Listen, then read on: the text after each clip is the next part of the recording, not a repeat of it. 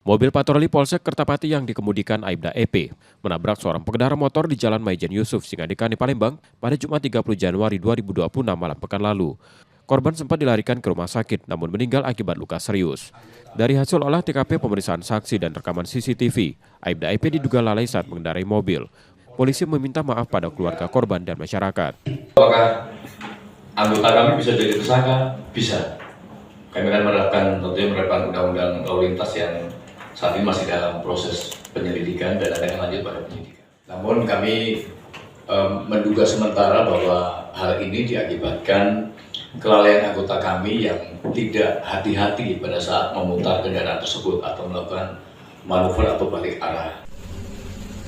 Aibda EP kini ditahan di seksi Propam Polrestabes Palembang dan dapat dijadikan tersangka jika terbukti melanggar undang-undang lalu lintas.